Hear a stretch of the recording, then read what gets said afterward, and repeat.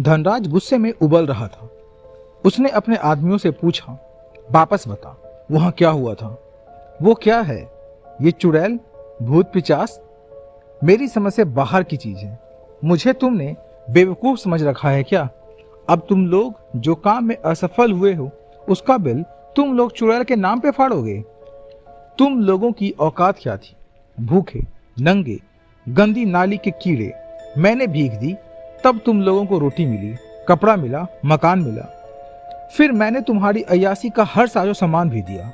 शराब चाहिए तो शराब, लड़की चाहिए तो लड़कियां। हाँ, लड़कियों से याद आया, मार्केट में एक लौंडिया का रेट क्या है मालूम है तेरे को? मैंने सबसे पहले खुद की बीबी को ही बेच दिया था एक सेठ के हाथों। उसने मेरी आंखों के सामने ही उसके साथ बदफैली की। फिर मैंने एक एक करके लौंडिया किडनैप की, उसके साथ खुद भी मजे किए और वापस उन्हें बेच दिया। जिसको बेचा वो खुद एक बिल्डर था। उसका विश्वास का आदमी बनकर मैं सीढ़ियां चढ़ता गया और एक दिन मौका पाकर उसी को एक बिल्डिंग से धक्का दे दिया। उससे पहले उसी की इकलौती बेटी को फंसाया और उससे शादी कर ली। उसका बिजनेस हड़प कर मैं इस शहर का क्या, इस देश का भी एक नामी बिल्डर बन गया। पर मेरा असली धंधा अभी वही है, लड़कियां सप्लाई करना। एक एक लड़की 10-10 लाख में दूसरे शहर में सौदा नक्की किया, यानी पूरे 1.5 करोड़। हर बार एक लड़की मैं तुम कीड़ों को चढ़ा देता हूँ, यानी 10 लाख रुपए का नुकसान। जानता है तू ये नुकसान मैं क्यों भुगतता हूँ? जानता है? बोल, जानता है? क्योंकि ये रकम मेरे लिए कोई मायने नहीं रखती, पर जो इज्जत अंडरवर्ल्ड में मेरे को मिली ना, वह बहुत मायने रखती है। उन लौंडियों को सेलेक्ट किया, उनका फोटो अमीरजादों को दिखाई, पूरे प्लान के साथ उनको एक एक कर बटोरा और जब डिलीवरी की, एक दिन ही बाकी थी, तब तुम कमीनों ने मेरी नाक कटवा दी, सारी लौंडियों को गायब करवा दिया। और मेरे आगे क्या भौंके कि कोई चुड़ैल आई, उसने कालू समेत सबको लुढ़का दिया और सारी लौंडियां गायब। समझ क्या रखा है तुम लोगों ने मुझे? धनराज ने अपने हाथ में थमा शराब का गिलास पूरा जोर लगाकर सामने दीवार पर दे मारा। गिलास किसी दिल टूटे आशिक की तरफ बिखर गया। धनराज इतनी जोर से चिल्लाया कि उस आदमी के पैर उसके वजन न संभाल पाए और जोर से थरथराने लगे, जिससे वो जमीन पर गिर पड़ा। उसकी आतंकित नजरें धनराज को ही देख रही थी, परंतु फिर भी उसने हिम्मत करके वापस खड़े होने की पुरजोर कोशिश की और खड़े होने के बाद उसने अपने गर्दन नीचे झुका ली और कहना शुरू किया, मेरा कहा एक एक शब्द उतना ही सच है साहब, जितना कि ये कि आप ही मेरे माई बाप हैं। आप चाहे तो अपने हाथों से मेरी जान ले लीजिए, पर सच यही रहेगा। वो तो मैं दारू लेने बाहर चला गया था और लौटने के बाद मैंने अंदर का सब कुछ नज़ारा अपनी आंखों से देख लिया और उसके बाद अंदर जाने की हिम्मत नहीं की, वरना आपको बताने के लिए मैं भी नहीं रहता। उसकी बात सुनकर धनराज कुछ ठंडा पड़ा। उसने उस आदमी को पूछा, मुझे विस्तार में बताओ, वहां क्या हुआ था? साहब, आपके कहे अनुसार हमने रिपोर्टरनी को चपेटे में ले लिया, उसको टॉर्चर करने लगे। तभी सुडी ने एक और लड़की बुला ली थी। जब उस लड़की को खोपचे में ले गए तो वह भयानक चुड़ैल ने बदल गई और उसने सबको बेरहमी से मार दिया। वो रिपोर्टरनी पर भी हमला करने वाली थी कि वहां अपना पुलिसिया आ गया था।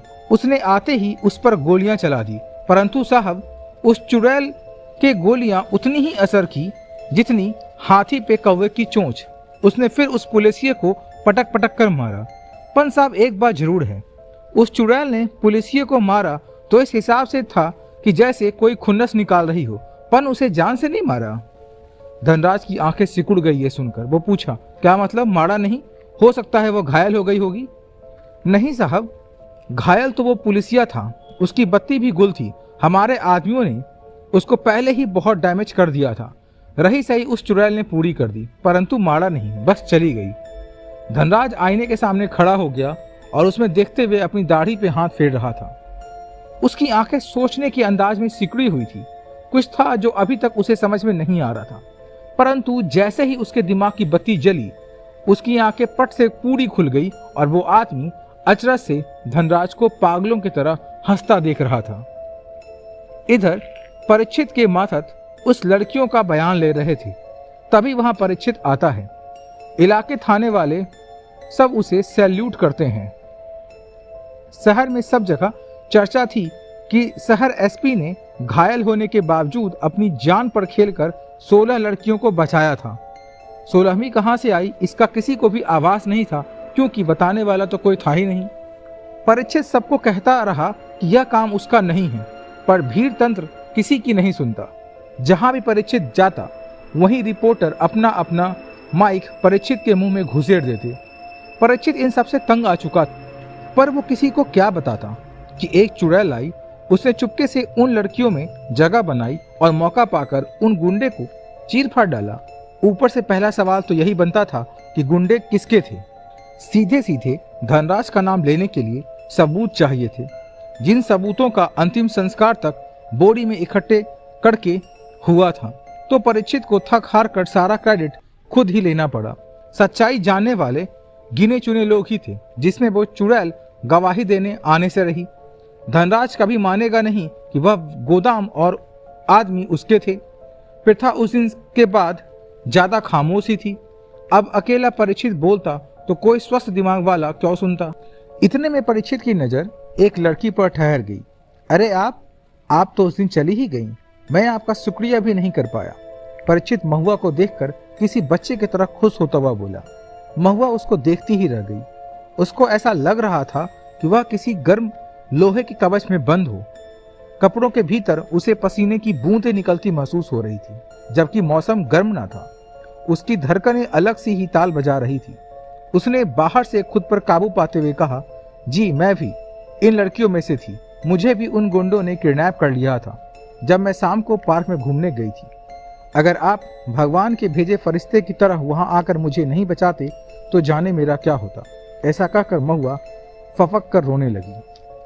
परीक्षित उसका रोना सहन नहीं कर सका। उसका हाथ अनायास से उसके कंधे पर चला गया।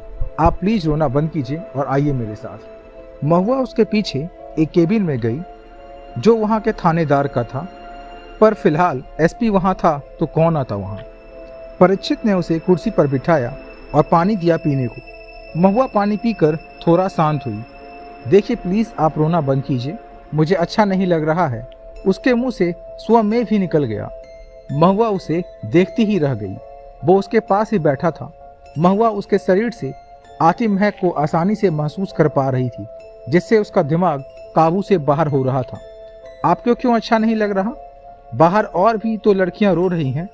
महुआ ने उसकी आंखों में आंखें डालकर अचानक ही पूछ लिया।